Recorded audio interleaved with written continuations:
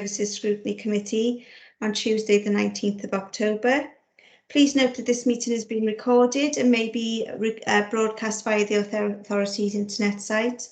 The images and sound recording may also be used for training purposes within the authority. So if we could go to item number 1, apologies for absence.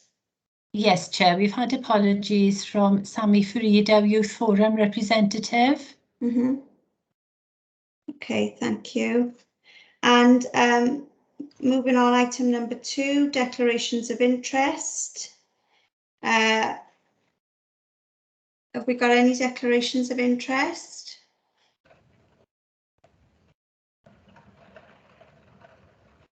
Okay, I understand there was one originally. Is our co-op Dina with us? No? Okay. Okay, so moving on, item number 3.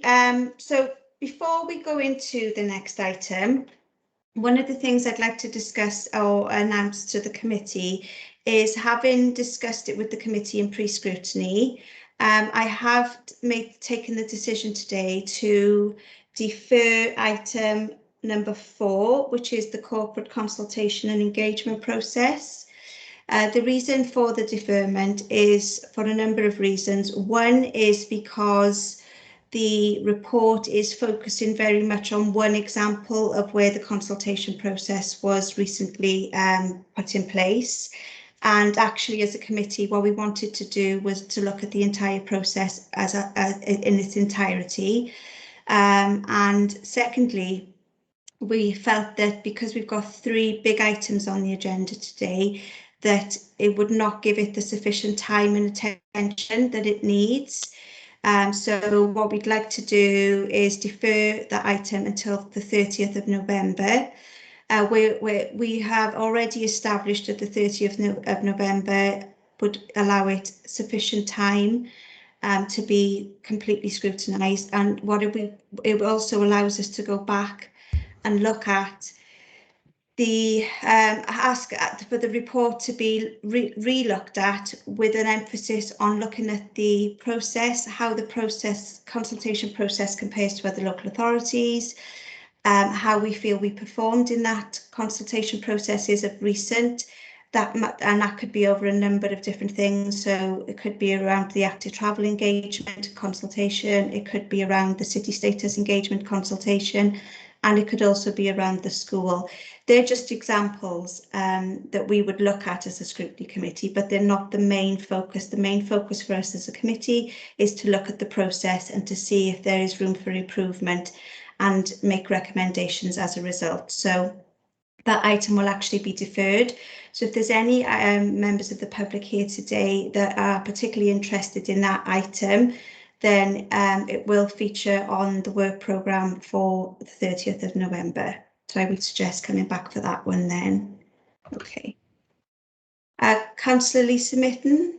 Yeah, thank you, Chair. Just because I'll now leave, because obviously I was taking that item. Can I just state 2 things though, please? You just mentioned city status consultation, etc. If you are going to do that, that needs to be a separate scrutiny committee report if you're going to look at consultation per se, because this is specifically around the consultation for the 3 to 16. And obviously, as you said, you want more detail around that. I am disappointed because inevitably when you go through 3, 4, 5, 6, and 7, it does go through the whole process and not just the consultation that was taking place after listening to the public in June. So, you know, obviously we'll bring it back on the 30th of November, and I'll be happy to bring that report to you. No problem at all.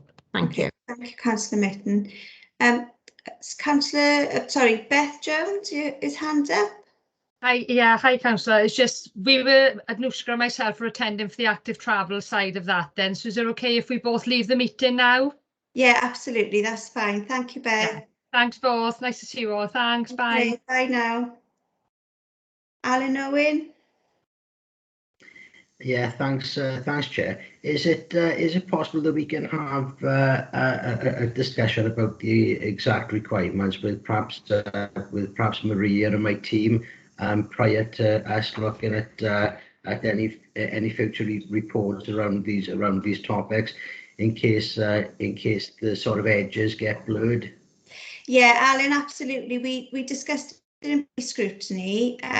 So there does seem to have been a breakdown in communication, because what we were expecting wasn't what the report ended up being. So what we've done in response to that is we used a pre-scrutiny today to take down exactly what our requirements are, and I'm more than happy to share that with you.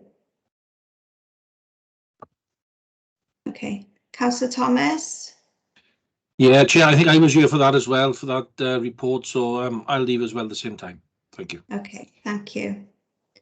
Yeah, and if it's okay with you, Chair, I joined specifically for that report as well. So I need to join another meeting. Okay, that's fine. No worries, Alan. That's lovely. Okay, so I'll see you all soon. Okay, so moving on. So if we go on to item number 3, human resources and healthy organisations. Having received reports in previous years, the committee has requested a report which covers a number of HR matters, seeking updates on topics previously discussed, such as the corporate capability process, work-related stress levels, agency work, etc. And also to explore the healthy organisations theme within the recovery, transformation and improvement plan. We wanted to identify the key areas for improvement, where the key challenges were, the impact of the change in relation to the agile operating model, and specifically around training and skills development. For today's meeting, the committee seeks to secure assurances that the monitoring systems remain fit for purpose, and good progress is being made against the tasks and actions set out in the Healthy Organisations project plan. And I understand that Councillor Barry will co-present this report with Fran Donnelly today. Yes, thanks, Chair. Okay, if I give an overview of what we're about to cover, some questions we've already received and how we'll deal with them in the introductions. So the report looks as if we've identified the capability process and progress, the breakdown of SPODs, our work with response to work-based stress, our current position in relation to agency workers. With regard to our position in relation to healthy organisations and the RTI plan, we will discuss our 3 main challenges as we identified there: the cultural change required to move to modern agile working operating model, aligning limited resources to deliver change at pace, developing the skills throughout the workforce to meet those challenges. There's several questions that have been sent through, Chair. They include questions on consultation with the unions, some financial questions, some generic, and in terms of capability, we have the team here to take you through focus on high performance and the relationship to capability. In relation to SPODs, there are some sensitivities in relation to us giving examples, which the guys will explain. Stress and absence from work is an area we can cover in some detail, as with agile and home working. We have the team with us today covering all aspects of the report. Fran can introduce the team to everyone, because I'm not sure if everybody knows the team we have here today. And then it just remains, we can take you through the report line by line, or we can take the questions that have been sent through, or just field questions as they come. But if you decide how you want to take it, Chair. But if I hand over to Fran in the first instance to introduce everybody, and Fran will give a bit of an introduction as well. Okay. So good afternoon, Chair. Welcome, Fran. Thank you all. Today the HR team is with you. So you have Paul Williams is our operational manager, Hannah Brown is our organisation development manager, Alan Dinham, Principal Health and Safety Officer, and then Alison Anderson, then our Projects and Workforce Officer. So between us, we should be able to feed all the questions that Scrutiny have today. And as they come through them, I'll either myself or Andrew will nominate them to the various officers to ask for. But I suppose, Chair, in the first instance is how you'd like to take the report, because I'm aware it is quite a detailed report and there would be specific questions that members have. So yeah. So how you want to take it from here, really, Chair? Do you want to go line by line through the report? Do you want us to deal with the questions that have been sent through, or do you just want us to field the questions as they come? Personally, I like to just put it out to questions, because on the premise that councillors would have spent quite a lot of time reading through the report, and they'll have specific questions themselves. So if everybody's okay with that, we'll use that approach. Yes, that's fine, Chair. Thank you. Okay. So with that, just to go through the recommendations is that 2.1, we note the content of the report, and 2.2, the committee identifies any further information they'd like to receive. It may also be as well that we have recommendations, but we'll touch on that at the end. Okay, when I sum up. Okay, so with that in mind, if we open up the floor to questions. Councillor Clive Jones. Thank you, Chair. I've got questions on various pages, so I'll relate to the page number. My first question is in relation to the capability system. It's on page 7, and reading that, there are informal stages, stage 1 and stage 2, till we come to stage 3. Can I ask, and at stage 3, the member of staff can ask for a trade union representative to be with them. Is there any reason why a member of staff cannot ask for a trade union representative to be with them at either stage 1 and stage 2? That's my first question.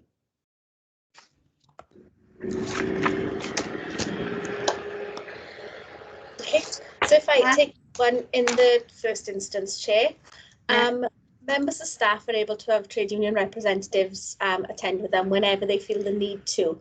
Generally, our stage 1 and stage 2 tend to be informal processes where the manager just addresses capability informally.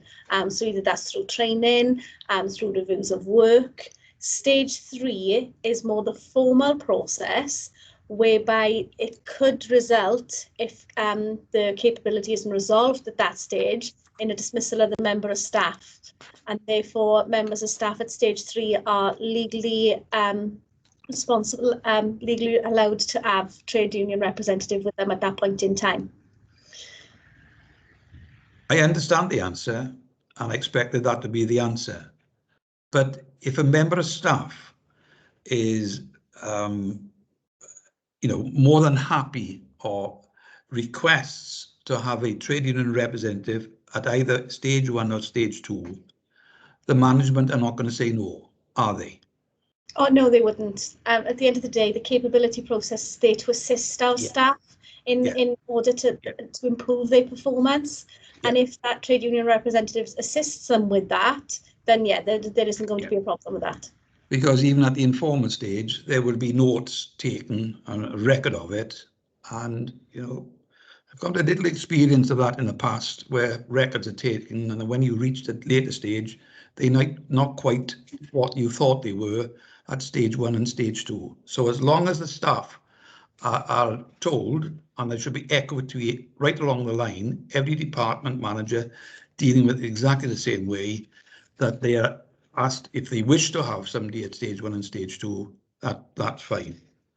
My other question, which the committee will know because I've asked it by email earlier on today, and that's in relation to the SPODs, which I think you'll find on page 9, where it says there 4.2.6, the exercise identity, the council currently has 36 SPODs throughout the workforce establishment. So my question was, and I copied the new chair and the vice chair and others, is that for the committee to know exactly what the situation is with SPODs, is to be exactly where they are and where the problems may be.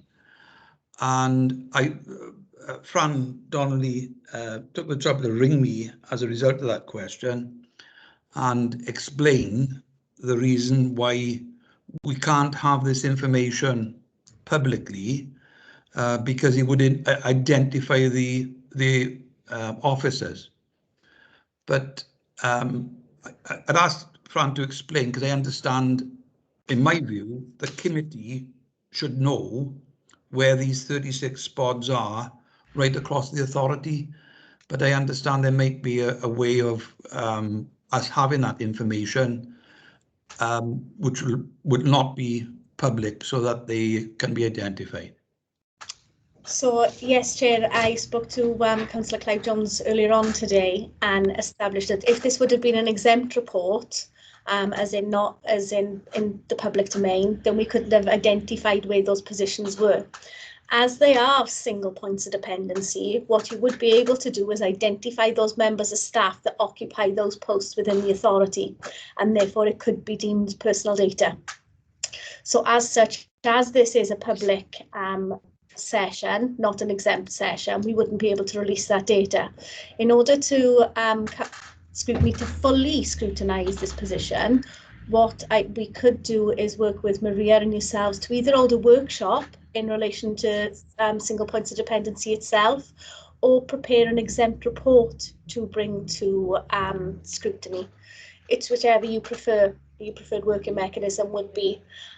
In a workshop, it of course would be more informal. We could bring all the information that we've received as part of the questionnaires that have gone out to our managers and our members of staff, or the report could detail the information then we've received as well.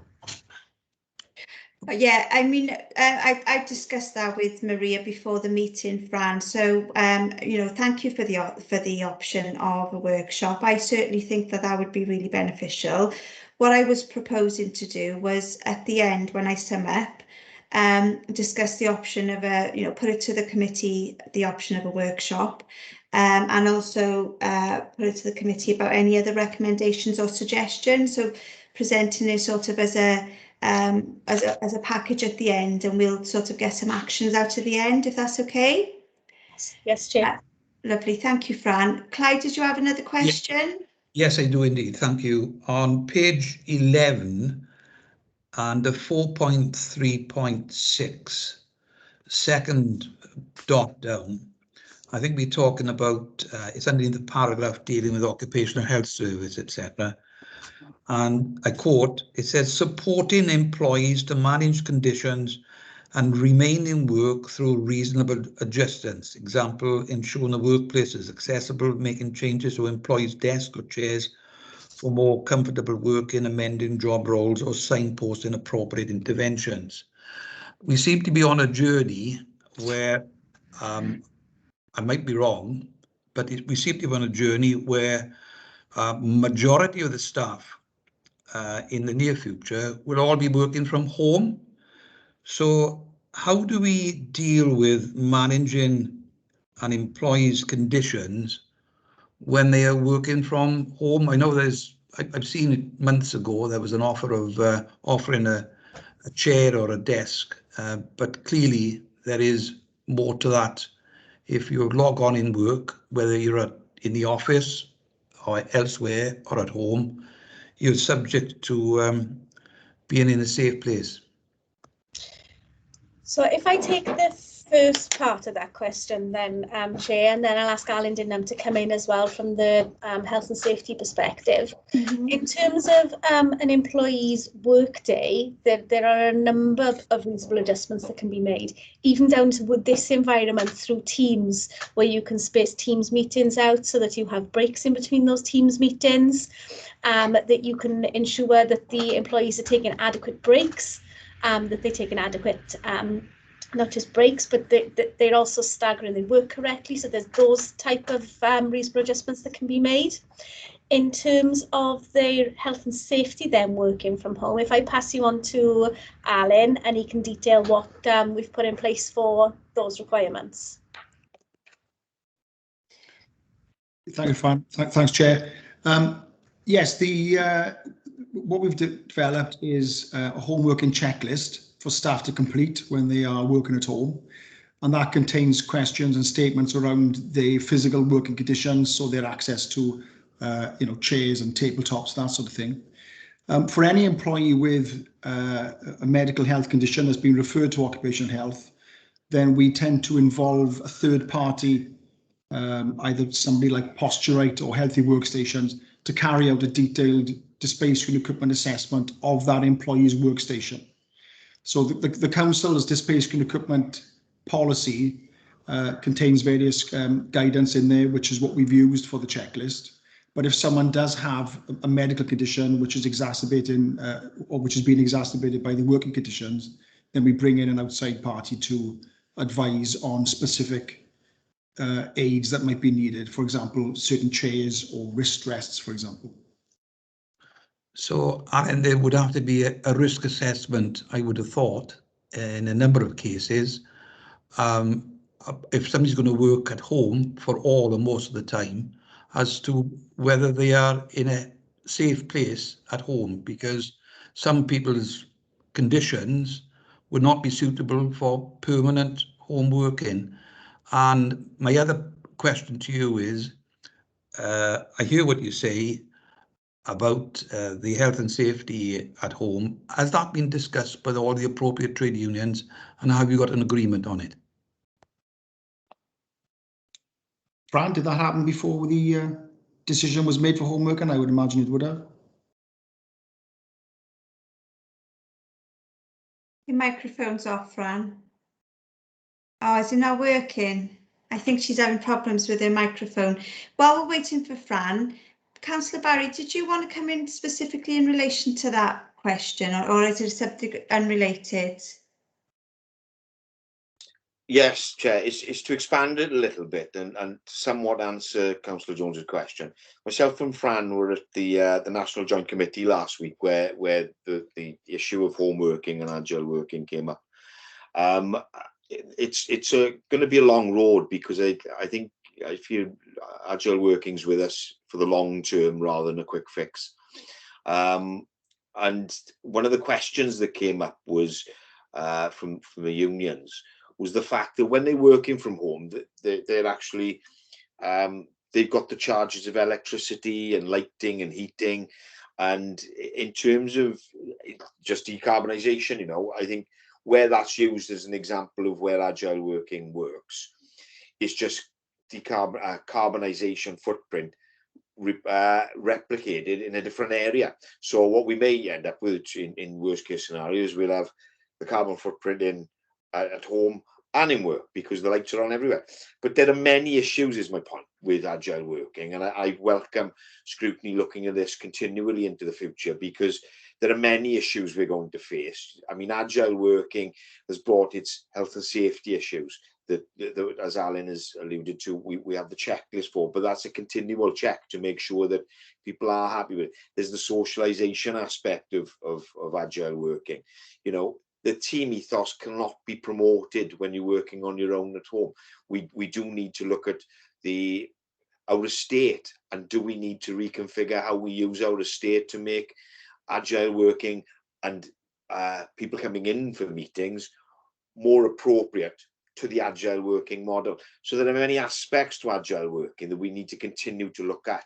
And I think a continued view of agile working into the future would benefit the whole organisation, because there are many aspects to it that I'm sure we haven't even uncovered at the moment, and we haven't addressed. So it's just that really, that it's being looked at, Councillor Jones, from a national perspective. It is continually on the National Joint Committee's agenda, and to the fore really, because it's a road we've been thrown down, whereas prior to the pandemic it was a theory really, wasn't it? And now here we find ourselves with many of our staff down that road, and not least the conversation in terms of, do we reopen the civic, or do we stay as a sort of virtual organisation? So there are many aspects to it. I hope that answers the question somewhat, Clive, but it's so wide and varied that I think it would suit us to have Scrutiny look at it continually really. I think you're right, Councillor Barry, that this is a huge area, and needs to be looked at very carefully, all aspects of it. And I think that's why I was asking amongst it all about the situation about the health and safety about working from home. I think, Fran, you had a bit of trouble with your microphone, but I was asking Alan Dinham as to whether all this working at home and the safety checks that have been put in place, I understand, have discussions taken place with all the appropriate trade unions, and have they agreed to all of that? So our agile working policy, working from home policy, was consulted on with trade unions last year. It went through a vigorous consulting process, not only with the trade unions, but also the staff and the managers themselves, because it had been a new model for the authority to work within. The policy was adopted then by Council in October last year, and again then it's due to be reviewed April next year. So yes, the trade unions have been consulted on it. Both the risk assessment forms that Alan has mentioned, as well as the reasons why members of staff, even if they can work at home, not necessarily should work at home. So we're looking at sort of their internet availability, their well-being themselves, because even though they may be equipped to work at home, it may be for the staff's own well-being, it may be more advisable for them to work within the office.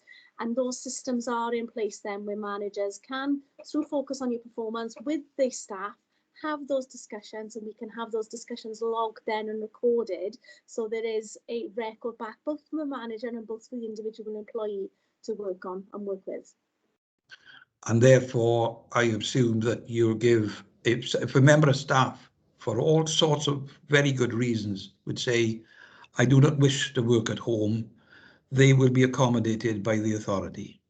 So yes, Councillor Jones, what that is the method we're working to at the moment. But what we also need to be very mindful at the moment as well is the Welsh Government guidance in relation to the COVID requirements are that where possible, if you can work from home, you should work from home. So we are walking that very, very fine balance between supporting our staff with their well-being and their equipment, even down to their housing accommodation themselves, and that the majority of our staff don't have spare rooms that they can set up from offices.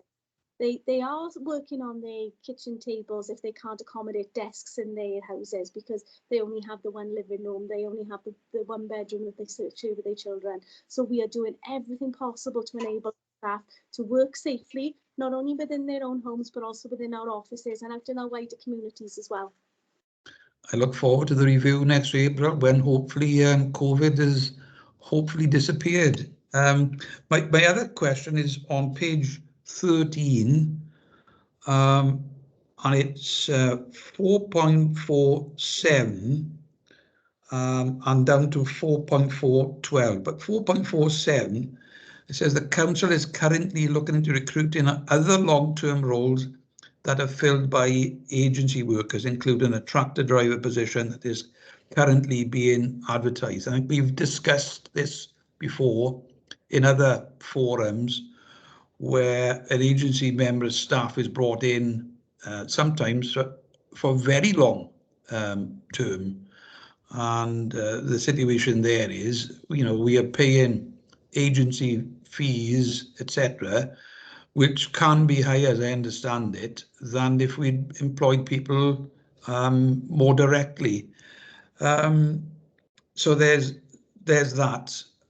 Perhaps you can explain a bit more about that. And then, as you know, I've got a question in relation to agency usage, which is quoted at the bottom of page 13, where we've got, and if we just look over the page, there's a block there for September, where there's 126 agency workers in the month of September, 112 of them in social services and neighbourhood services.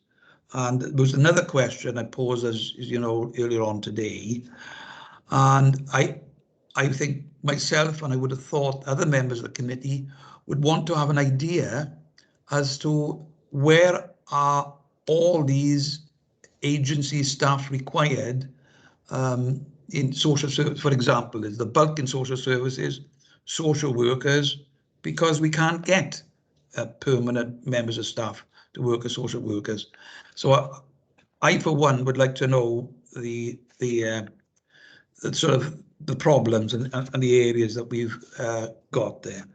And perhaps you can make a comment about 4.47 in relation to long-term roles filled by agency workers. So,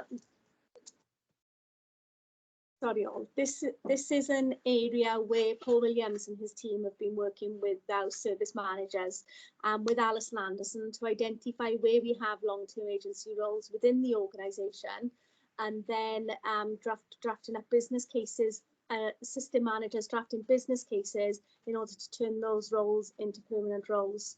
The work that Alison and Hannah have also been undertaking is in relation to apprenticeships, and where we can potentially turn agency roles into apprenticeships for the organisation as well. So there have been a number of instances where both those things have occurred. Agency workers being turned into apprenticeship posts and agency workers being turned into permanent posts. The true role of agency within the authority should be just to cover sickness, maternity, short-term roles, and the aim would be that we don't actually have long-term agency roles within this authority. Paul, would you like to come in, and Hannah as well, to come in to say about a little bit of the work that you've done in relation to converting agency roles into permanent roles and the types of areas you've worked in? Paul first. Yeah, thank you, Fran. Clive, yeah, doing a lot of work within neighbourhood services and the care sector at the moment with agency. We're analysing the length of service that they've been in the roles. But what's coming to light at the moment, it's about annual leave and the lack of care staff and the lack of neighbourhood services skills drivers in the market. If we looked at a sort of cross section of our workforce, let's talk about waste as an example.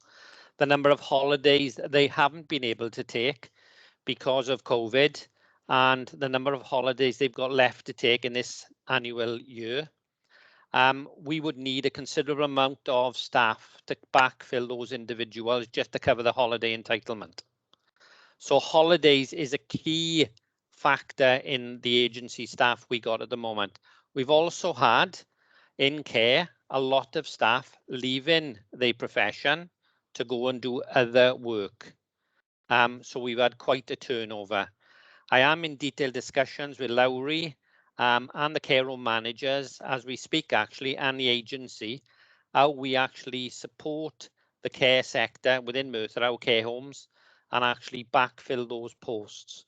I'm also in detailed discussions with Judith Jones in neighbourhood services, where the concentration of that labour is from Randstad, and how we can look at putting that in place. We will always need a pool of labour to cover annual leave and potential sickness within our organisation. We'll always need it. But I thank you for that answer. But obviously, the total cost of agency staff in any authority is enormous, usually. And we are taking steps, I think, and have highlighted this, to reduce the number of agency staff we've got and the cost of it.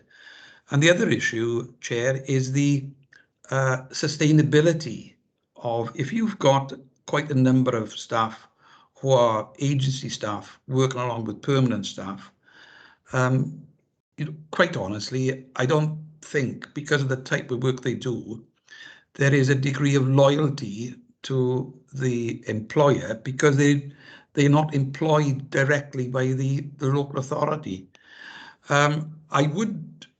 I said in my email earlier on that today that it would be interesting to know, for example, the biggest problem seemed to be in social services and neighbourhood services, to have a, obviously we don't want to know the individuals, but the number of posts. For example, if you're covering agency staff with, I don't know, a dozen social workers because you can't get them, I think the committee would want to know those figures, and if it's possible for those figures to be sent to us today outside this committee, I would be interested, Chair. Could I have an answer? I haven't got a problem with that, Clive. We can get you those figures and we can get what we're covering and why we need to cover it. But I'm sure we can get those figures to the committee. Thank you very much. Thank you, Chair.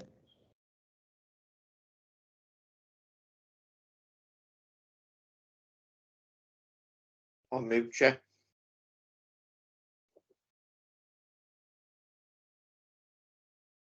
You're on mute, Chair.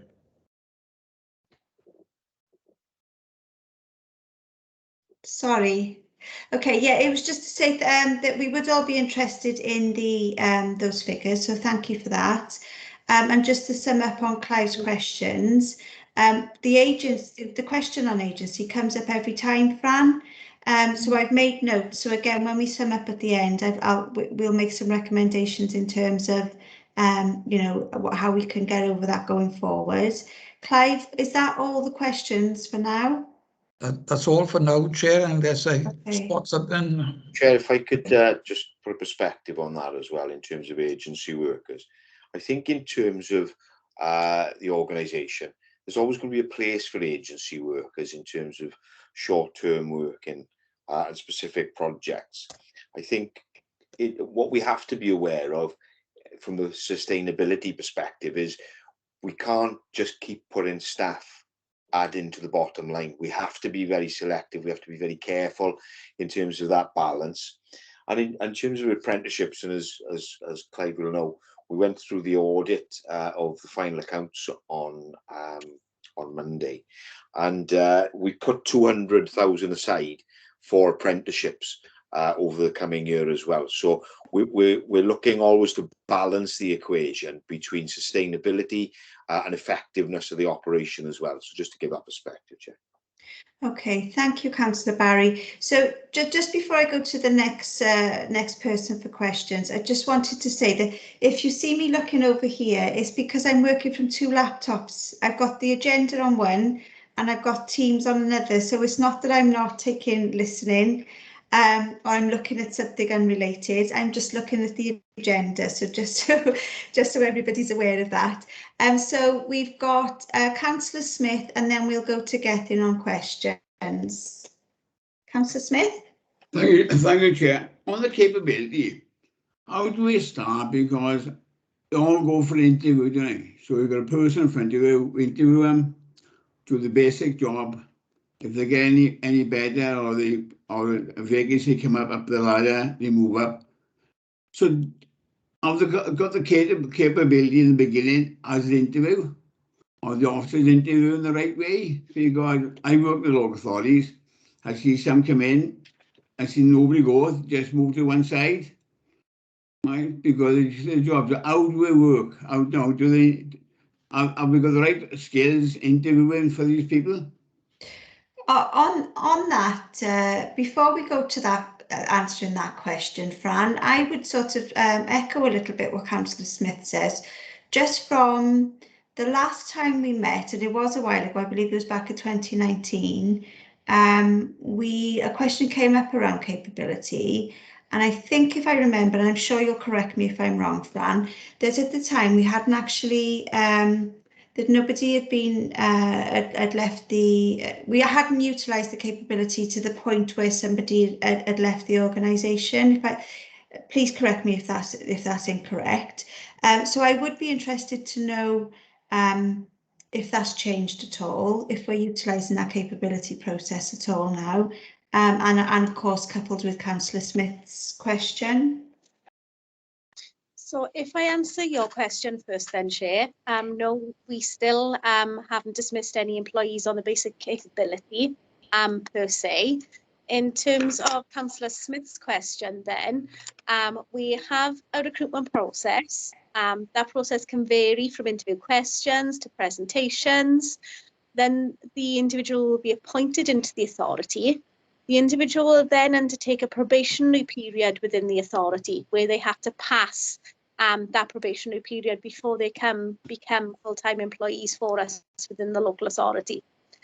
A capability process can potentially arise at any point during the employee's employment with the council, whether they just haven't come up to task in relation to performing their normal duties. If it's a training issue, they can be taken through a capability process in relation to a training issue. And then what we also have introduced, and it's an electronic process as from the end of the month, is focus on your performance.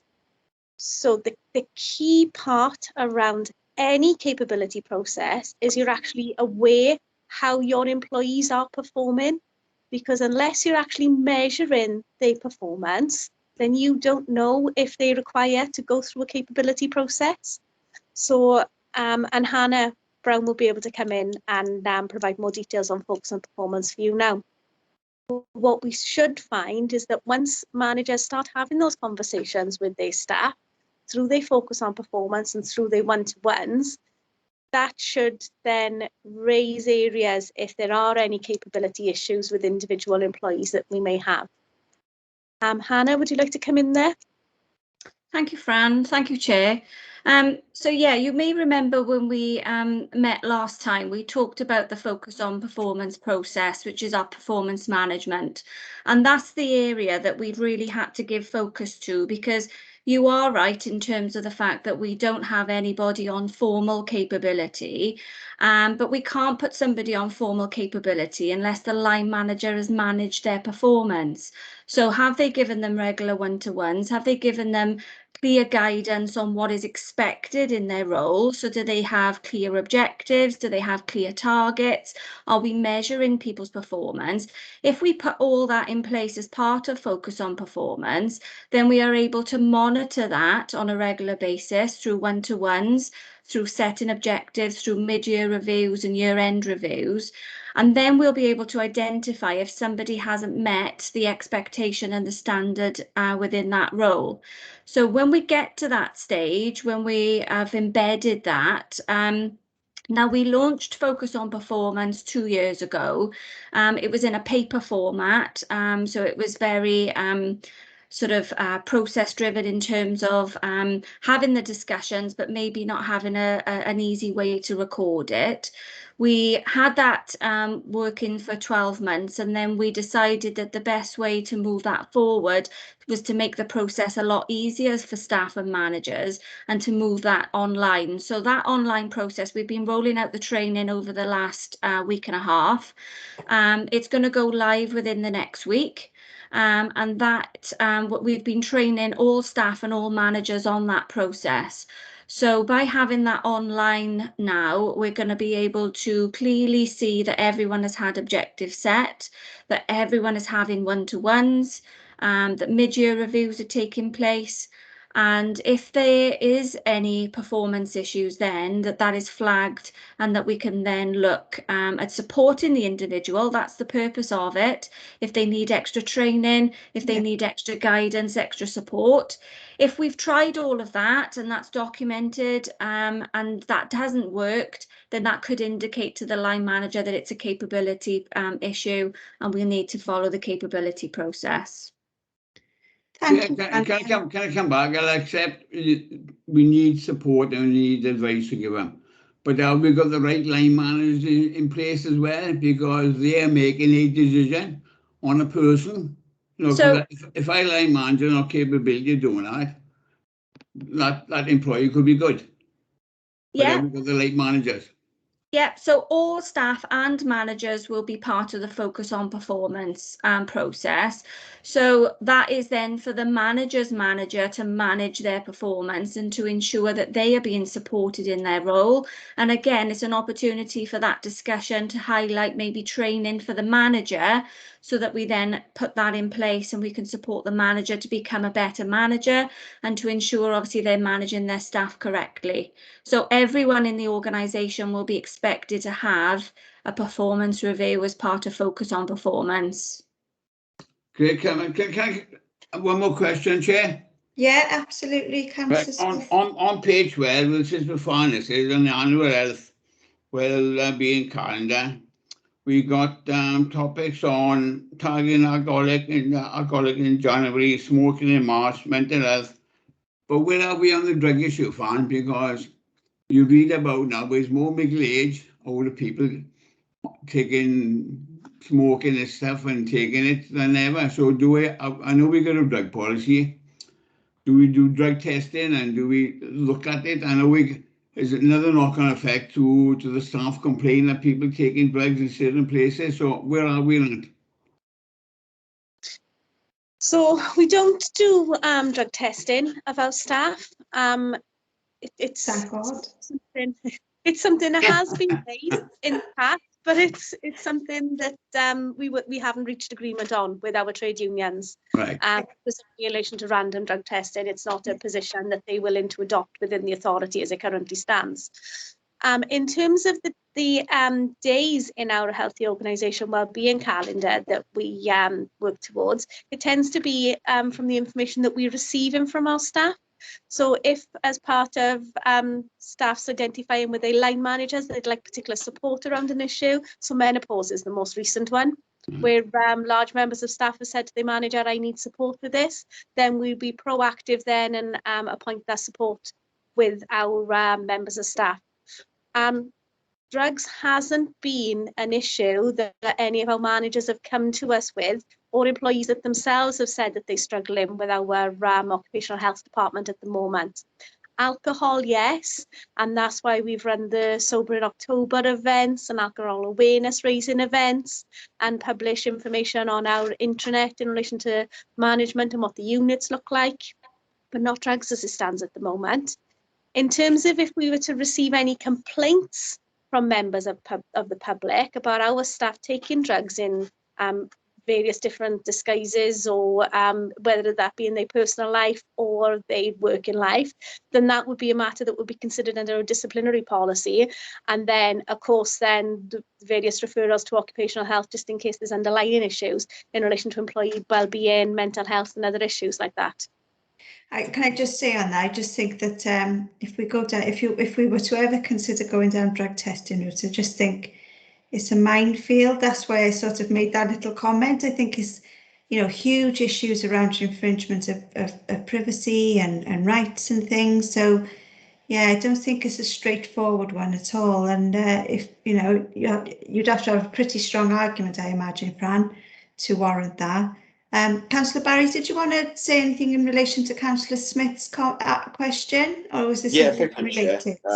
In terms of focus on my performance, it's simply the core of any organisation, as Fran alluded to earlier. Unless we know what the performance is, we can never do anything about improving performance. We have to have a baseline, and that's what that gives us. But Bill's comment there about the supervisors and managers is nail on the head moment. That's exactly the point where we need to be introducing it and driving it home. We've introduced the IT system because it has to be said that the paper-based system is an onerous system, and the IT system should improve that system and make it a lot easier to use. We've also we've had in the team, we've had long discussions about putting resource in over a relatively short period to ensure that that IT system is supported. Managers and supervisors have somewhere to turn to ensure that it's implemented thoroughly. We get the very best out of the system.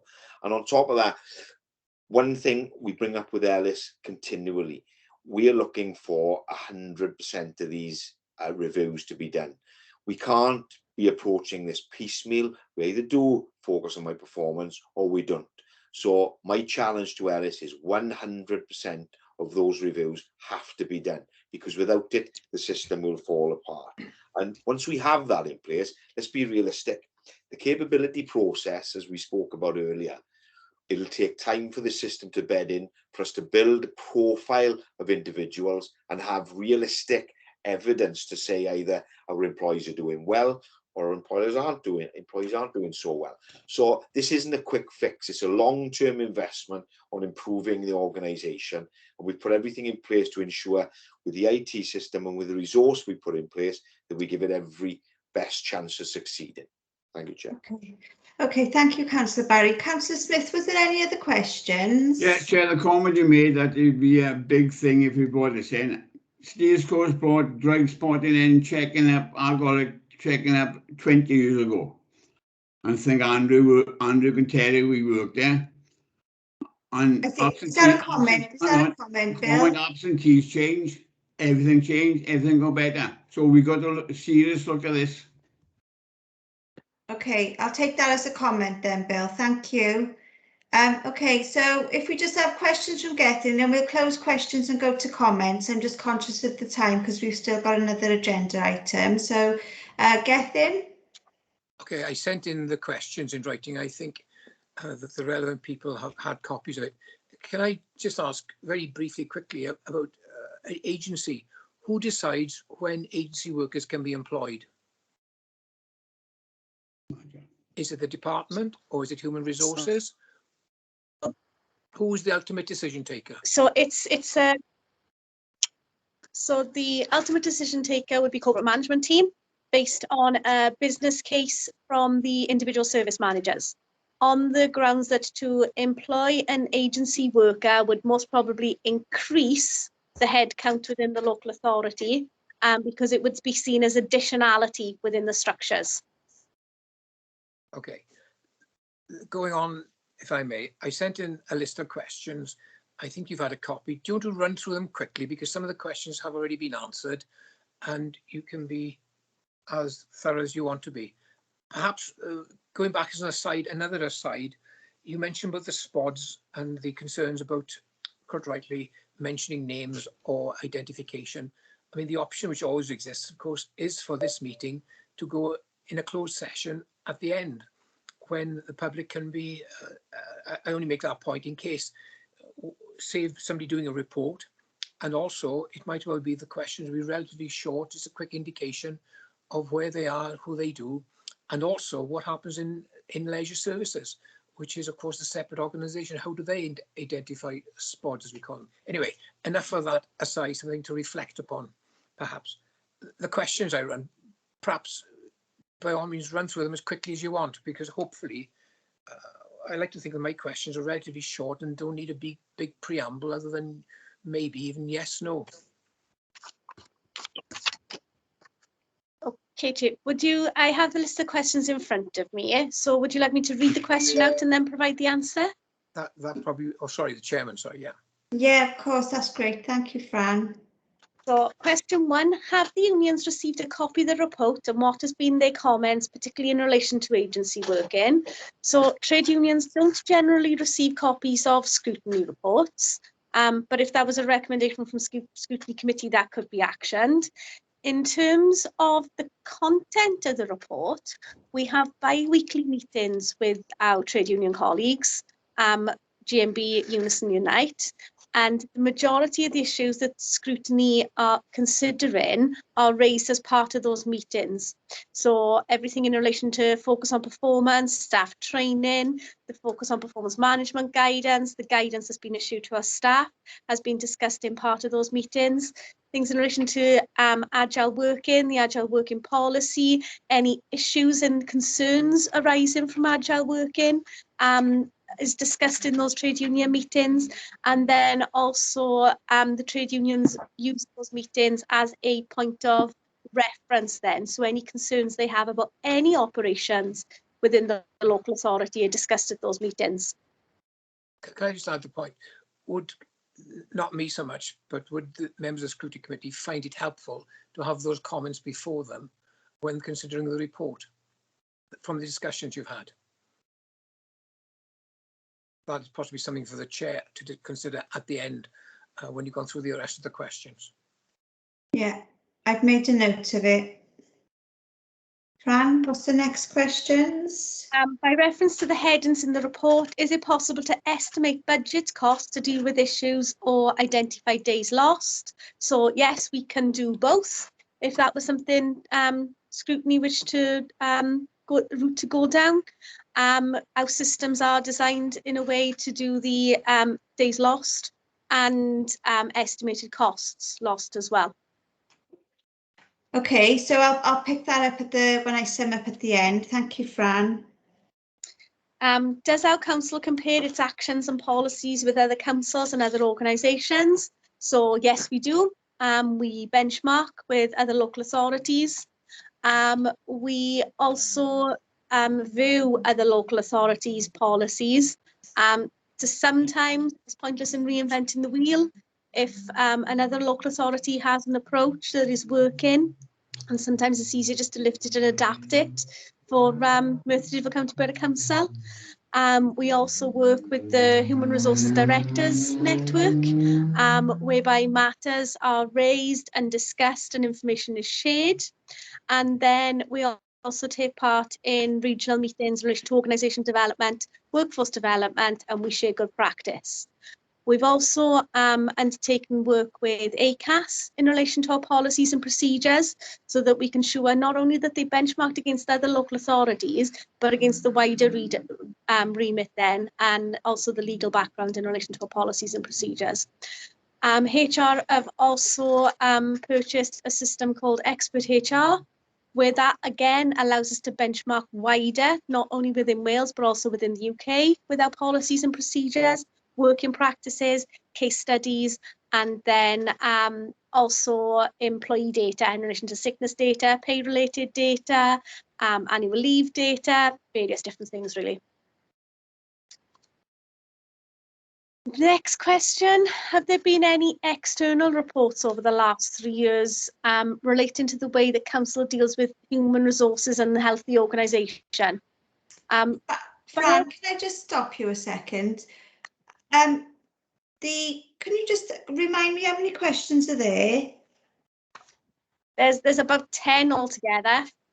We're not going to be able to get through all of those today, Gethin. So I'm just thinking, Fran, would you be happy to, if they haven't already been answered, of course, would you be happy to send something over? Yes, I can do that. Okay. Gethin, would that be okay with you? That's fine. Lovely. Okay. So I know that Claire has also had her hand up for a while. She had a question, Claire. Thank you, Chair. It's a question relating to 4.34 and 4.3.5. I can see there that there was an obvious spike in sort of stress, depression and anxiety in 2020-21, and I think we've discussed this previously as the scrutiny panel, and there was very much an understanding of sort of the lockdowns, the sort of the new way of working from home, sort of furlough schemes, loss of employment, school opening, all those kind of factors really kind of hit home at the beginning of the pandemic. I can see then from the sort of the next point that the in-house provision of occupational health service has been recruited for.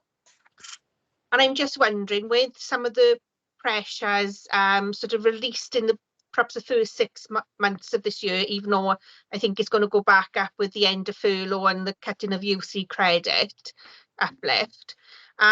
I'm just looking at that, and in the first 6 months of 2021 to 22, it looks like we're already kind of almost on the level par with perhaps where we were in the first 6 months of 2021, and I'm wondering, is there any early indication of why? Because if it doubles from where it is now, it's going to be exactly the same as last year's figures. Is there any sort of trend in why that may be? So what our figures are showing at the moment is it's not actual work-related stress, anxiety or depression. It is home-related stress, anxiety and depression. So what we have done as an occupational health department is put on a number of guides on our intranet. So assisting employees with financial management, pointers and tips, signposting them to various agencies then that could help them in their personal lives. So mine, for example, Able Futures as another example. So it's just being mindful of the reasons why our staff are saying that they feel stress, anxiety, and then what we can actually do to assist them with that as well. If it was a work-related stress matter, then that's when we work with the line managers then in order to identify why that particular environment is stressful. So the anecdotal information we're having through at the moment is in relation to the email flow within the local authority, the back-to-back team meetings that our staff are having. And what we've done then is we provided training for our managers on how to run Teams meetings and various other things like that. provided guidance in relation to managing stress, self-stress. Thank you. Sort of very quickly, just to sort of finish off my question, talking about the sort of the capability sort of policy and process, what consideration has been given for those managers who are sort of overseeing new employees who are coming in at a time where people are working from home and not from the environment? So for people's probation period, and even then sort of further down the line with us unclear at the moment on when people will be working back in offices, does the policy factor all of those different elements in, where it's more difficult for managers to truly grasp a person's capability if they very rarely are in sort of face-to-face contact with them? So what we look at is in relation to the probation periods and whether new members of staff actually need extended probation periods in order to take into consideration those factors that you've raised, Claire. In terms of capability per se with staff agile working, again, once we know the performance of our staff in relation to the focus on performance initiative, then we'll know then whether it is the isolation potentially with staff working at home, is that affecting their performance, or is it actually their capability mechanisms? As it stands at the moment, we haven't amended our capability policies to take into consideration agile working, but that was due to the fact that we wanted the agile working policy to embed within the local authority and then work with our line managers to establish if there have been any issues from agile working, so then we can review all our policies in relation to agile working, not just the capability policy. Thank you. I'm just thinking as well, in fairness of the new employee, it must be incredibly difficult for them not only to join an organisation, but whereas perhaps sort of if you were outside of a pandemic, you could literally sit by the side of somebody, show them how all the internal systems, spreadsheets and everything else works, and it must be 10 times harder to grasp that online when there's nobody sat at the side of you to ask questions and show you through.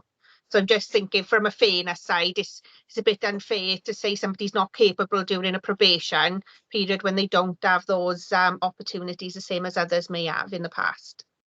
And what we've also done, Claire, with that then is worked with our trade union colleagues so that if there are individual employees who are needed to come into the office to train individuals like that, then they do so.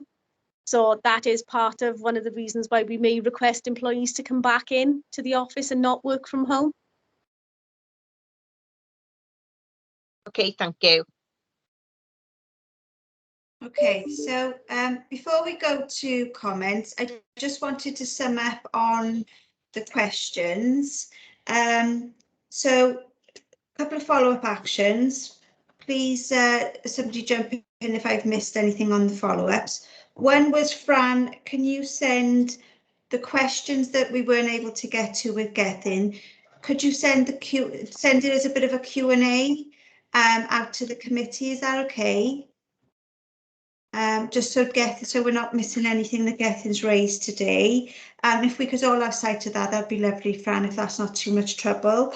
And I know from the previous conversation there were figures requested by Councillor Jones.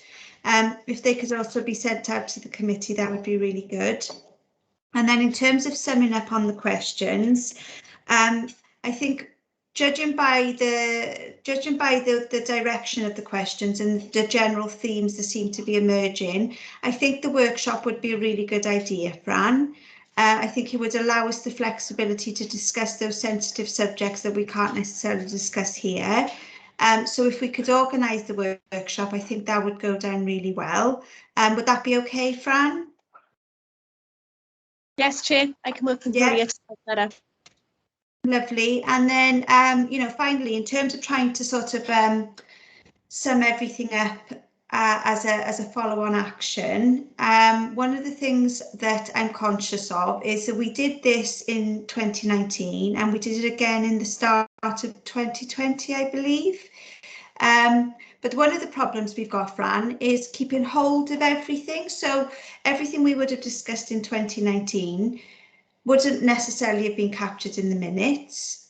They wouldn't have necessarily been captured anywhere else. So we've got nothing really to compare what we discussed in 2019 compared to what we're discussing today. And I don't think anybody wants to have that sort of Groundhog Day where we're just going over old ground continually. So one thing I wanted to run by you was the suggestion of, ideally, I won't be here this time next year, but there'll be somebody in my place as chair, and it would be really nice to see HR as a standing agenda item. So where we're able to do those annual comparisons. So some of the themes that have come out of today have been things like, getting mentioned about the costs. You guys mentioned about the introduction of the performance measures. So we could potentially look at how we're performing in terms of our one-to-ones, how many people are on stage 1 capability, how many people are on stage 2, looking at the spots, just the numbers of spots, not names necessarily, but have we reduced the number of spots since last year, the agency workers. So we could potentially have a list of areas where we're doing that annual comparison each year, like we would do with the annual performance report, but we're looking to track and monitor those key issues that come up. They seem to come up every time, Fran. And I just think it may be easier from a HR perspective as well, if you guys have got a clear steer in terms of what the panel will be looking for each year. I just wondered how you would feel about that, really. Yeah, it's something that we can discuss with you, Chair, and with Maria Pennell, if you wish, as in what would be the standard requirements for that template then, because what I'm mindful of is that just the data itself, potentially there's nothing to scrutinise in the data itself, it's the processes potentially you would need to scrutinise. I think from my perspective, Fran, it would be more around, so for example, say we'd done this exercise in 2019 and then we'd done the same exercise today, we would know on those things that I mentioned, we'd know the differences in terms of the numbers. So we'd have a direct comparison. So yeah, I won't labour the point today because I don't think it's the appropriate place to do so. And of course, I would need to discuss it as well with the committee outside of this to get the parameters and to get the requirements right. But yeah, I'm more than happy to take that up with Maria outside of this meeting. I just wanted to use it as a bit of a sum up today, really, because the last thing anybody wants is for us to be going over old ground every time and not feeling like we're progressing. So I just wanted to get that out there, really. Andrew, did you want to say anything? Yeah, just a suggestion, whether you wanted when we do the workshop to look at the correlation with SPODs and capability, whether you wanted to keep that purely to the scrutiny committee or whether you wanted to open that up to all members, because I think other members may be interested in that. Well, I think that's something for the committee, really. I mean, what are people's thoughts, I guess? It's not really my call, is it? Chair, I was going to ask that very point. I think, for example, the SPODs would be of interest to all members. Okay. Okay, so again, maybe that's something for discussion outside of today. If I have a separate discussion with Fran, Maria, whoever else is relevant, and then we could feed back to the committee, or whether that be a wider audience outside of today. I think co-optees would be okay to come along to that, would they, or are they not? Would they not be allowed to go because of their personal data? It should be all right. The members of a committee, so it's yeah, that's the only thing we need to it's consider. Not restricted, and it's not it's just feeding people how the organisation run. Yeah, the department, and she's telling us how it operates because we don't know all of it. Okay, so I'll take up on the issue of standing agenda item. I'll take that up with Maria separately and feed back to the committee, and then I'll also discuss with Maria around the question of whether it could be opened up to the wider audience and other members, and if that's achievable, doable, you know, and the logistics of that, and again let the committee know. So that's summing up on the questions. Are there any final comments? Anne Taylor? Yes. Yes, Chair, I just wanted to point out to you that the co-opted members have signed up to the Code of Conduct. So Okay. if you did have that meeting to discuss it, there were confidential issues on the agenda, then yes, the co-optees could attend that. Thank you, Anne, that's really helpful.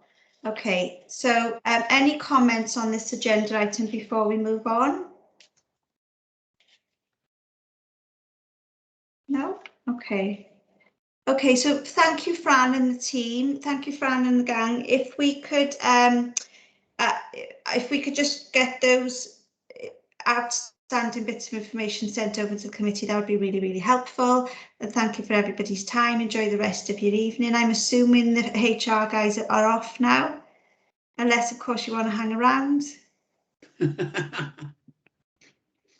Okay, thank you all. Bye now. Thank you all. Bye. Thank you. Thank you. Thank Bye. you. Okay, so moving on is agenda item number 5, and this is the reopening of the Civic Centre and the one-stop shop. The committee has previously received a verbal update on the early plans to reopen the Civic Centre and one-stop shop. Around that time, members requested a report be brought before the committee to review the proposals identified. And this report includes some of the items discussed previously, along with additional information secured following research around what other councils are doing. I think there was a request for a comparison. So for today's meeting, this report is the update requested, and the content will be familiar, but has further been developed to offer options which will need to be reviewed and scrutinised prior to a final decision around reopening being taken. A request has been received to bring this report forward, so the committee scrutinises it before the consultation and engagement report. So if we could, if you bear with me, I've got to try and find my agenda again. This isn't the easiest thing in the world. Bear with me. Oh, okay, I can't find the recommendations, guys, but if we could go to questions, if everyone's okay with that. Who's taking this item? Who's introducing the item? Rebecca Anybody? Delaney, it says on the report, Chef. I can't find my agenda, Declan. That's the problem I've got. Bear with me 1 second. What did it say on there? Rebecca Delaney. Hi, Chair, it's Greg coming in here. I've got it. Sorry, guys. Go ahead. Go ahead, Greg. I think Councillor Barry was going to give an overview of this report, and then Rebecca and myself are here if any councillors have any specific questions on it. Okay, so that wasn't made clear at the beginning, so apologies for that, guys. Andrew, did you want to do an introduction then? Yeah, thanks, Chair. We've had many discussions about this. There are many things that impact on our ability to reopen. Safe to say, I think you know, my views on it are quite well known in terms of how we need to seize this as an opportunity to really possibly use other methods of communication with our clients. There's a lot of anecdotal information about in terms of why we should open. The fact for me is that in terms of complaints, we haven't had any of us being closed, but like I say, a lot of anecdotal information, a lot of people asking, when are we reopening? I leave the guys go through the presentation.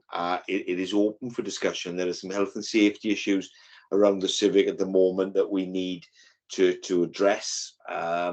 But in terms of, and it relates to the previous items as well, about repurposing our estate, and not least, you know, we've had many conversations about the fact that the real estate in the centre of town is a very expensive option for us to have people walking in the front door on a very ad hoc basis, and the team will go through the fact that many of our clients now have been phoning, hence the increased telephone numbers that we get, the telephone calls that we get.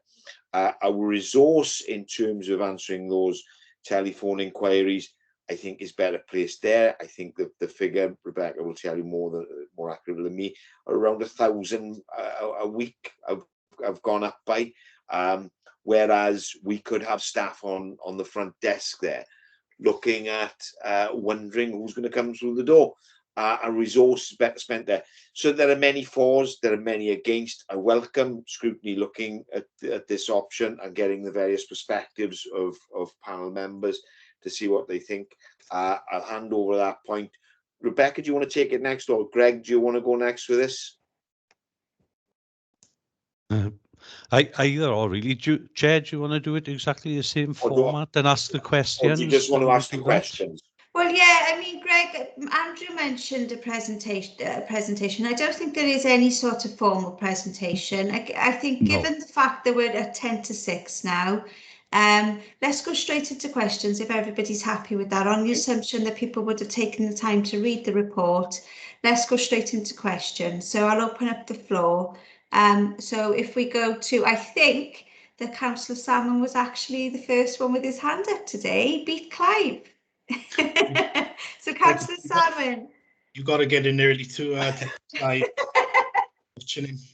Right, I've just got a quick one I have. It's a little concern, quite concerned to be honest, and it's 5.11. There's the potential issue with receiving payments when we reopen as the payment kiosks are outdated and form part of a wider discussion regarding the taking of cash. Now, I think this has come up before, to be honest, and I, for one, am very concerned that we, as a council, go down the road of being a cashless council. We've got a lot of older residents, we've got people with no cards, and I'm just wondering, when do you expect to have that wider discussion? I presume it's going to go to full council. Have you got a date in mind now that we're getting back to normality? I think this is quite important, to be honest. Okay, in terms of reports and cashless payment, Mike Parry's on this call, I believe, and he can give you a little bit more of an update on that. It's similar there with the kiosks, right? Mike will give you an update on what the costs were or why the kiosks are out of commission. But in terms of customers and elderly not being able to pay anything via cash, they are able to now in some of our pay points, and that's the provisions again that were put in place during the pandemic. But Mike, I believe you are on this call. Do you want to come in on that point? I am on the call, yeah. We did a consultation back in 2019, and we asked if people approved or disapproved of us going cashless. I think the overwhelming response to that was that they didn't mind us going cashless back then. The cost of replacing the kiosks, we're looking at approximately, this is back in 2019-20, £20,000 per kiosk, plus about £5,000 in annual maintenance costs. So the thing I would say is this: we've been now 18 months without having a payment facility within the Civic, and it hasn't really had that much of an impact on our collection figures. It's been a slight fall, but nothing really existentially large then. The only thing I would say is that, and I think this has already been mentioned, there are facilities, as Greg has said, for people to pay cash in any number of outlets throughout the borough. So that includes post offices, pay point outlets. So it's not as if we are actually ceasing giving people the option to pay by cash, because we're obviously aware that it's an important method for a lot of people, particularly, as you said, I think Declan said, the elderly. They rely on the fact that they can pay their bills by cash. But I think the model, the way you're looking at, is because, well, my view on this is, as I've said in a previous scrutiny meeting, I think ultimately it's going to happen anyway. I think it's just a question of when rather than if, because most authorities, if it's not already been discussed, it's already been actioned. I use Blaenau Gwent and Cardiff as an example. So my view is, yeah, we can delay it. We can delay it for a number of years, but I think ultimately, because of the fall off of the use of cash, which is well known throughout the financial sector, it's happening, and people are relying more on card payments and internet payments. So I think it's inevitable. It inevitably will happen, but it's just a question of when and whether there's a drive, a political drive to do it, because there are other considerations. I'm aware of that. But like I say, if we do decide to go with the new kiosks, which are now outdated because they don't take some of the new Parliament notes, so we'd have to replace them anyway. We're looking at somewhere in the region of about £20,000 to £30,000 now, because the costs are reducing.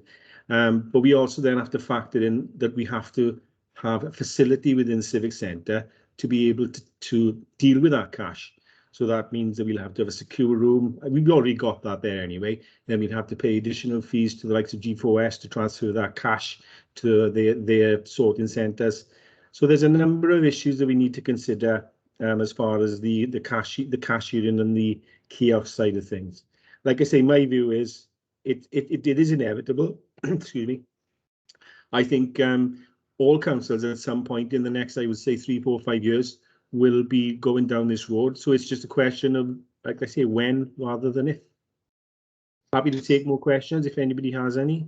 Yeah, thank you, Mike. I think this was discussed, yeah, I think a couple of years ago in full council, and I don't think it had the full backing of all councillors, because it was parking machines were mentioned in this as well. And for the reasons you gave, you've got a lot of elderly people, you've got people that don't have cards, and that have got cash. And I think sometimes we rely too much on cards, and it just, I think we need a cash. And I think, yeah, this is a political decision, and I think it'd be interesting when that report does come to council. Thank you, Mike. Okay, so we've got, for questions, we've got, well, bear with me 1 second, I'm just looking at the comments. Okay, so Councillor Lee Davis is having to leave and Councillor Clive Jones have left. Can I just check, are we still quorate? The quorum is 4, Chair. So we've got myself, Councillor Salmon, Councillor Smith. Are we only 3? Oh, no. And Harvey, is Harvey Councillor still with Amos? us? Councillor Amos? Okay, so that's fine. Sorry. Okay, so we've got Councillor Smith for questions, Claire Payne, and Councillor Barry wants to come in. Councillor Barry, did you want to come in now in response to Councillor Salmon? Yeah, just to point out, during pandemic, the amount of money that dropped in terms of cash point usage was £37 billion. There's more of a reliance. I do sign up to the idea that eventually we're going to be there. I do take the point that some people use cash, but we have to look at the facts. And as Mike has alluded to, it's caused little or no problem by the fact that cash has not been taken. So there's a reality to this, that we need to be driven by it, by facts. And I think Councillor Salmon is absolutely right to bring the discussion, and I think we need to continue that. It's much the same as everything else. We're in a post-pandemic world that needs a lot of scrutiny, because we need to make the right decisions, and difficult decisions, not least how we repurpose the estate, the agile working issue, and a cashless council. We just need scrutiny to continually look at it, and I'm sure a report will be brought in time, possibly off the back of scrutiny request, to see where we are with cash, and if indeed we could look at a cashless council, or whether it needs to be put on a back burner. Okay, so Councillor Smith. Thank you, Chair. First of all, I'm going to leave at 6 o'clock, whichever happens. Okay. Andrew made a comment that there were no complaints about this. Well, I'm gone deaf sometimes in town because people are complaining all the time. He's got iPhone in and you've got a menu on the phone and you press this, press that. The older generation are not interested. They want face to face, put their complaint in, walk away, something will be done. So people are up in arms about it, and they've gone so long. Everything's opening up. The Civic Centre, you go in the shop, pub, bits and pieces, they're all opening up and there's nothing and they can't get. You're on about ticket machines, the car parking, some of them are working with the cards. I've had complaints on that. In other words, if you go to the PayPal, I didn't know about it until you mentioned it. But again, how do you get your car parking receipt when you go to PayPal and pay up? Because the guy came on to me Saturday night. Last year I paid for him. Bill, is there a question? Yeah. The question is, when are we going to open up? I'll accept the report and there was in between. I don't mind that. That's great. But see, the comments is, right, people say it's a question. But talk to the public. They can talk to the public and they're up in arms over it. They want it open. So the question is when are we opening up? Okay, short and thank sweet. you, Bill. Who wants to take that one? Come on, Rebecca, I haven't seen you for a long time. Give us a smile. Yeah, I take that one, Chamber. That's the purpose of the report that we put forward, is to give across those options. So we're open for discussion on it, really. So when we will reopen depends what we want to go with. So we could stay as we are, or we could open with reduced hours. So that we are helping those people who do need assistance, like those members of the public we're talking about. When we said, sorry, about the complaints, that is, we haven't had any corporate official complaints.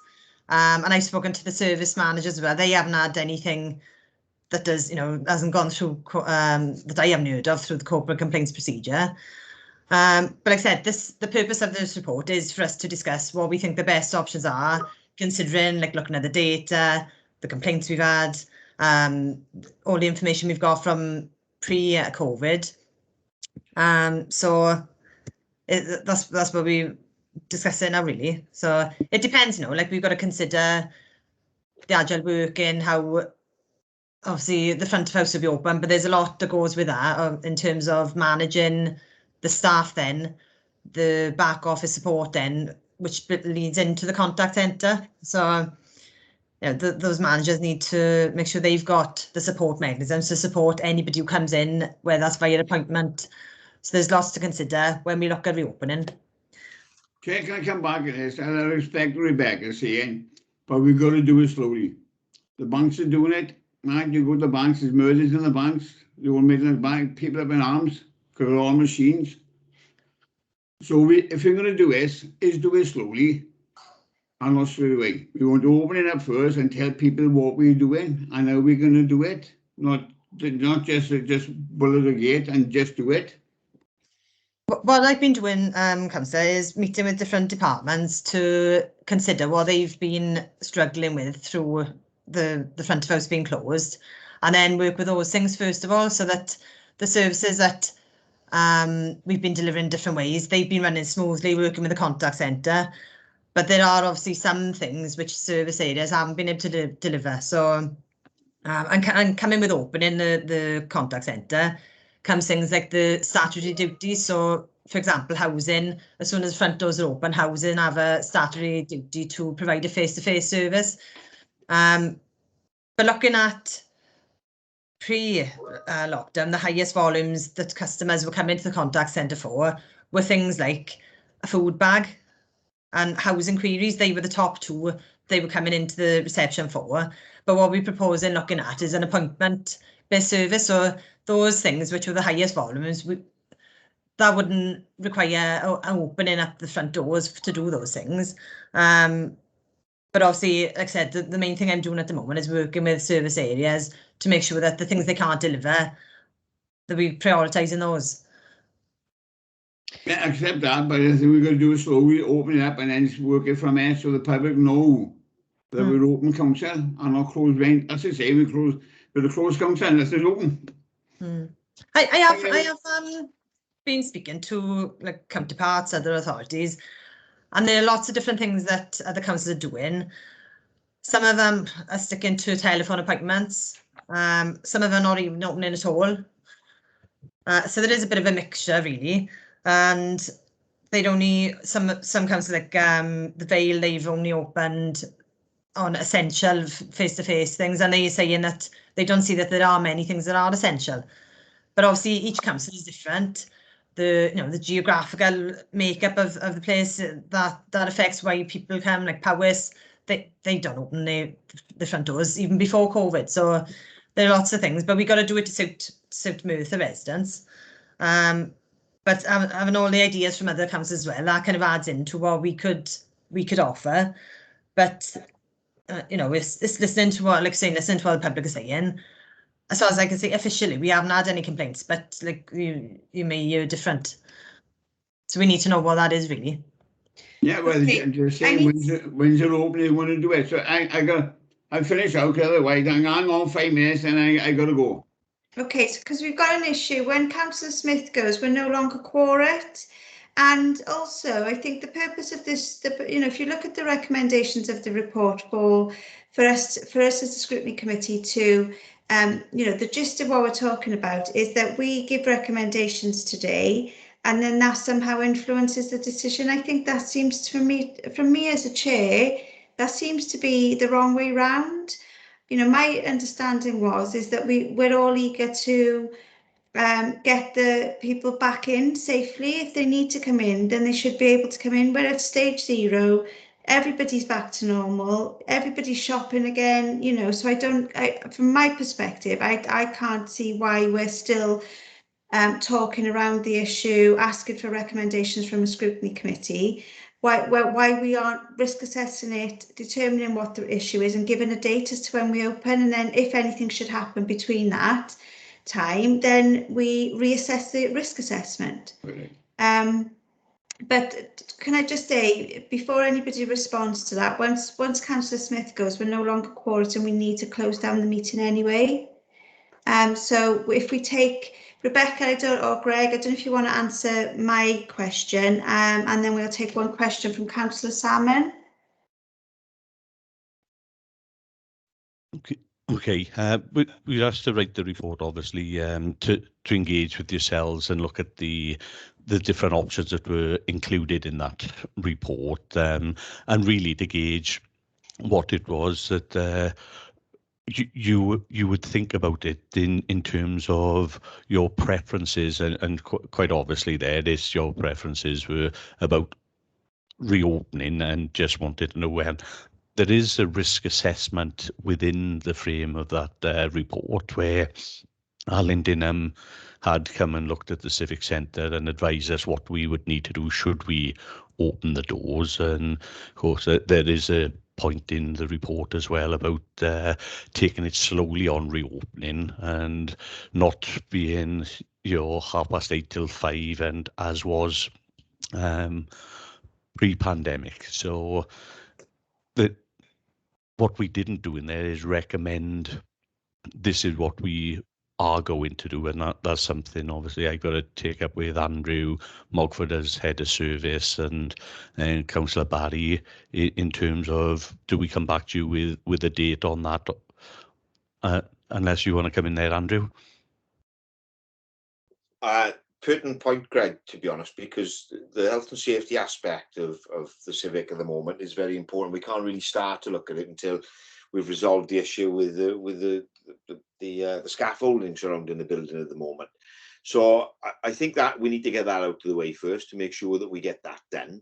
I know there's been some work done about outreach, so how we work with community centres and the logistics of having sort of face-to-face screen meetings with people, or as having staff available. So there's an IT and there's a telecommunications issue to this, which we have to cost out, where we provide the service closer to the residents of the town within their community centres.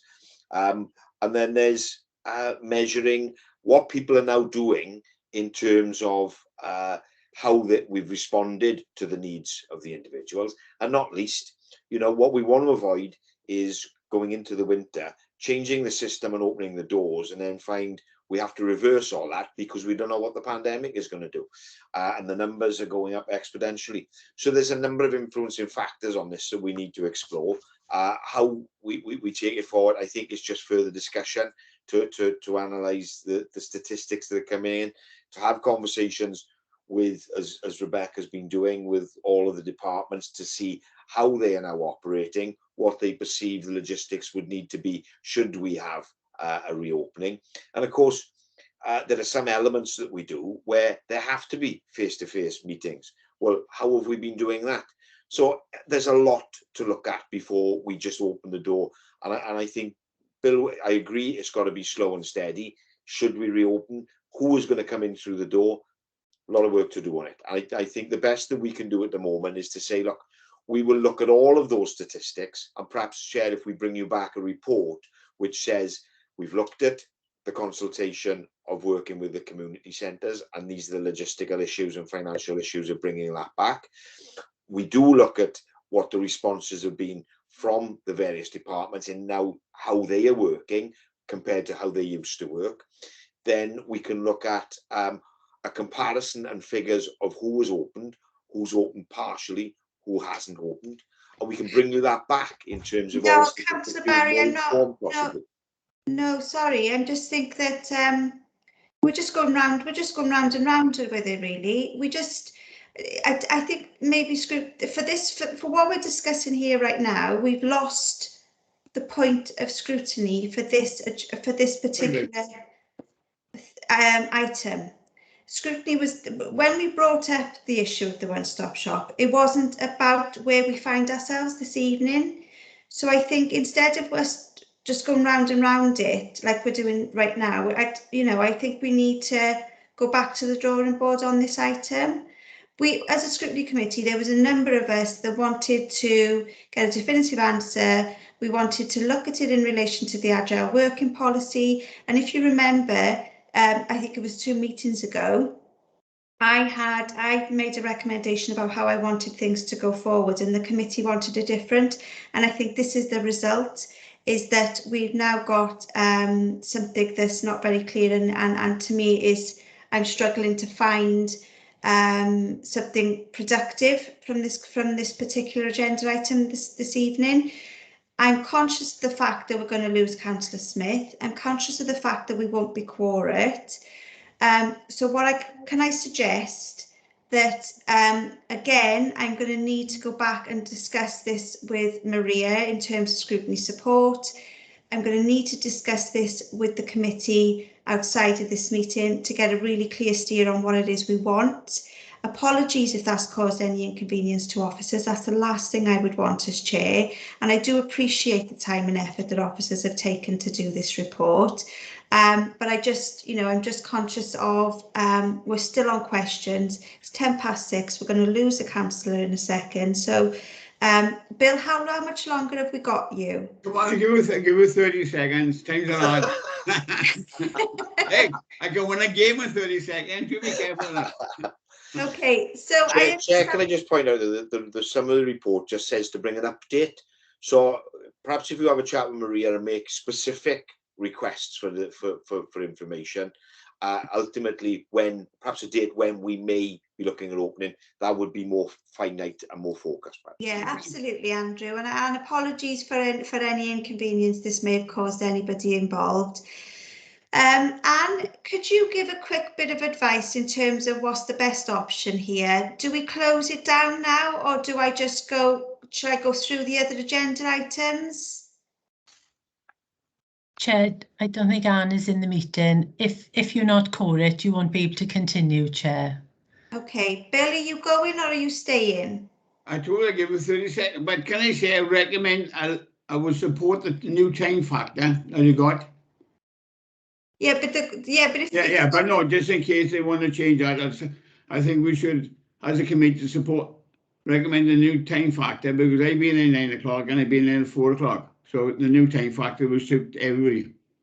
I don't know what you mean now, Bill. Well, the new, if it opens on the one-stop shop, they will open at 10 till 12 on 1 till 4 or 2 till 4, something like that, don't Oh, right, okay. I Aye. thought you meant the time of scrutiny then. I? Sorry. No, Bill. it's your job, not mine.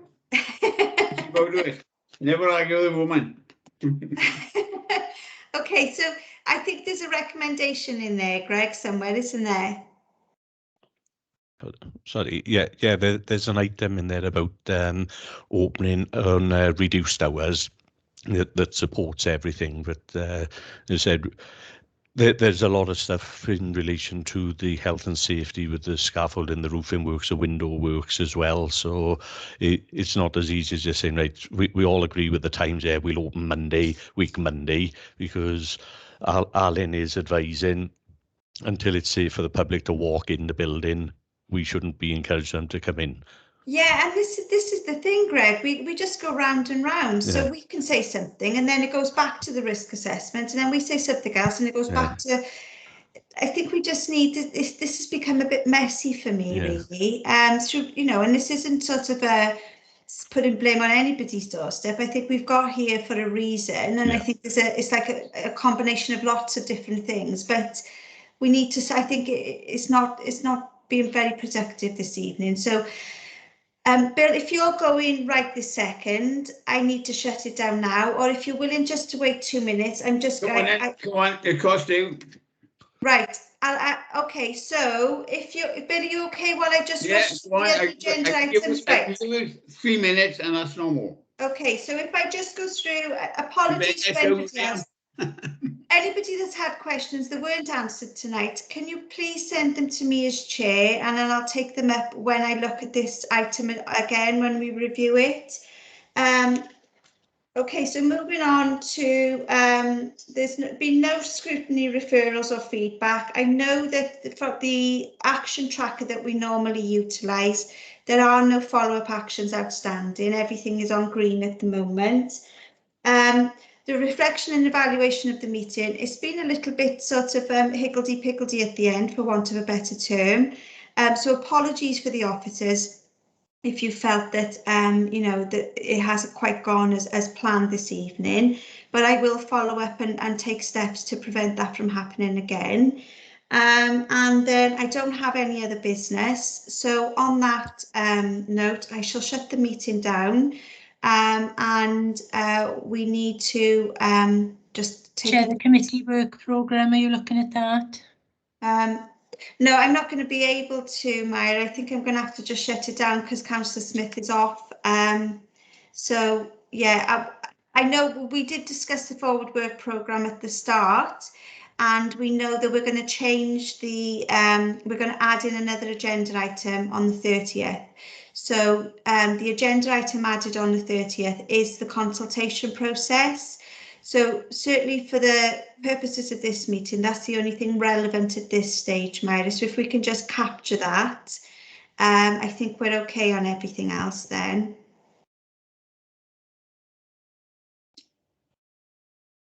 Is that okay? Yes, Chair. Okay, so thank you for hanging in there, Councillor Smith, and I'll close the meeting now. Thank you, everybody. Bye-bye. Okay, bye now. Thanks.